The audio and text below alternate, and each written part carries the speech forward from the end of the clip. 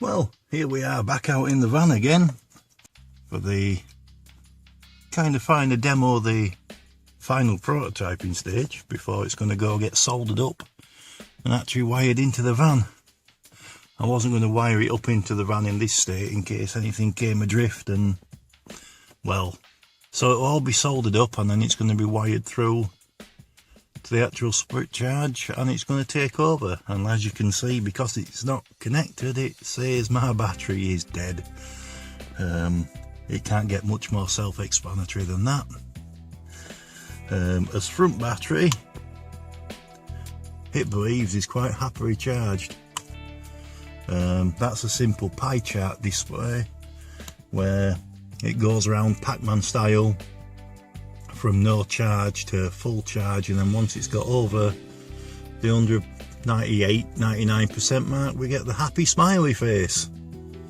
So once again, simple enough to understand. You do have a choice of display modes. You can have voltage, which there it is with the voltage of the rear battery, which it thinks is at 3.3 volts, which would be very dead. Moving our voltage sense wire over to the 5 volt pin on the little adapter, as you can see it says 5 volts, which would still be pretty dead, but there's your voltage display. And for people that enjoy a percentage or state of charge percentage, we've got a definite 0 for 5 volts. There's no percent sign. That's something I'm going to add. I totally forgot to put a percentage sign on as opposed to a voltage sign, but the screen space is a bit small and I might have to jiggle the font a bit to get that to fit on, but we will get percentage on there somehow. Wow, I think I can mention that if you hold, says it's on the rear battery set, if you hold the button in, you get the front or main batteries, which is showing a charging state 132%. And if you wonder how you can have 132%, it's because the charging voltage is higher than the 100% state of charge voltage that acid batteries have. Off the top of my head, I'll think what the 100% state of charge voltage is, but I know it's not 13.8 volts, which is what this is set at. I think it's, I'm not going to state one without knowing, but it's 32% lower than what it is now. Switching back to the main front battery voltage, you can see, as I said, it's a currently preset value of 13.8. we're not being wired in, but I'll go through the menus and show you how this thing is designed to operate. We have the bottom button, which you can hold in to display the alternate batteries. If it's on front, it shows rears. If it's on rears, it shows fronts. So you can switch between the two just at the push of the bottom button. If you wish to change anything a bit more specific, then we have the menu button, which takes you to the menu, and from there you can scroll through the options that are available.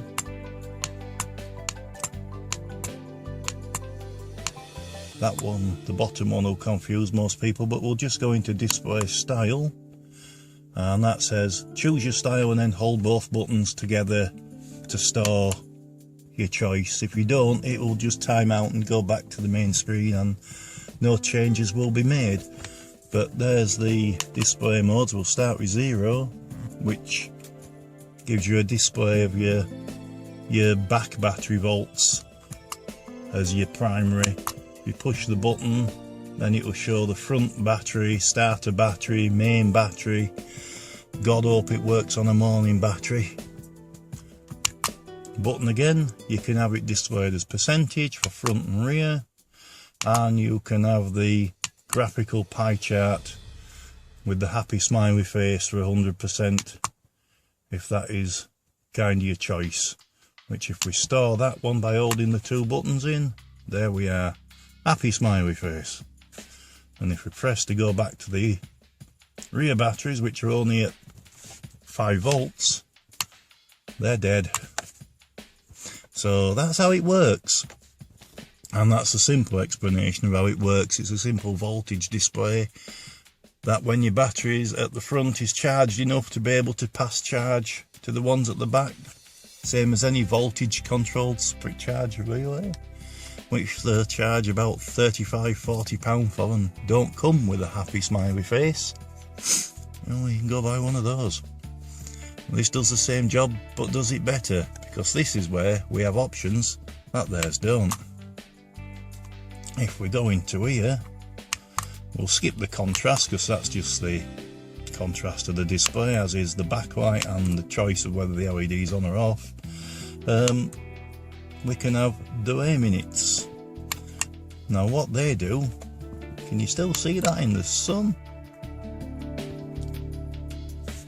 What happens with the delay minutes is at the moment this thinks it's going to charge the back batteries the LED is on, because there's front ones at 13.8 and there's back ones at 5 volts, so it knows it needs to get some charge into them. So it timed out on me. There we are. You can set the number of minutes after which the voltage and then my laptop powered down. Okay, back into where we was. As you can see, this is how we get there. There we are. I'll just push this now and again, we'll stop it timing out. You can set the number of minutes. Say you set the trip voltage at 13.5 volts. Once it gets to 13.5 volts on your front battery after you've started your engine, it will wait this number of minutes before attempting to charge the back batteries.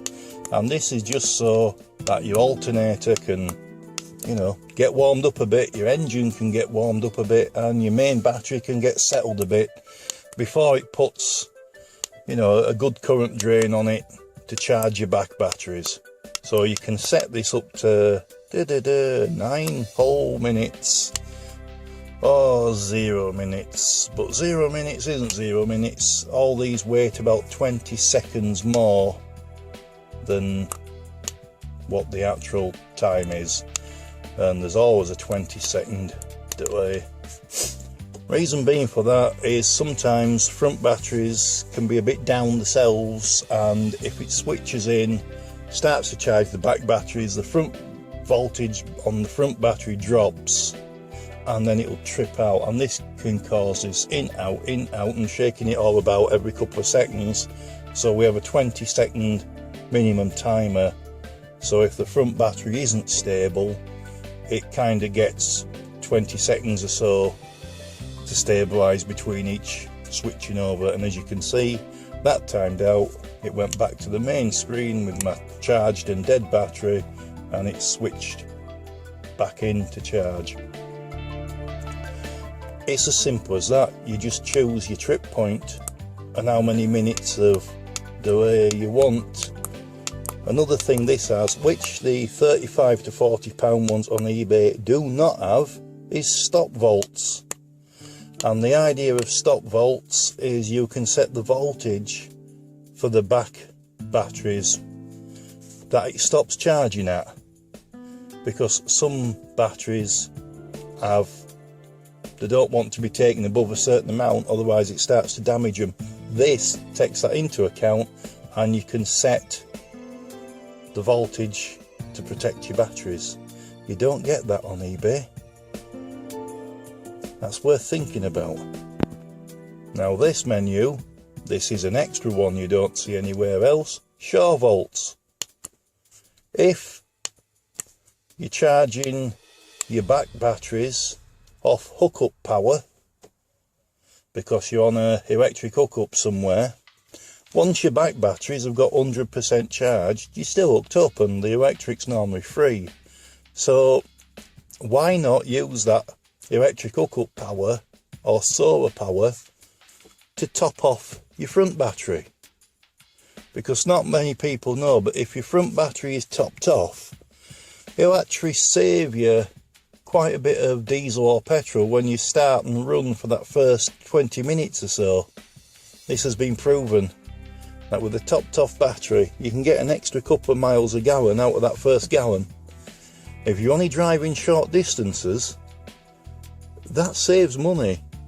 And there's a guy on YouTube who's been running with a solar panel on the top of his SUV 4x4 for years and keeping accurate measurements of fuel used, and his claim that on short trips it's a 20% saving.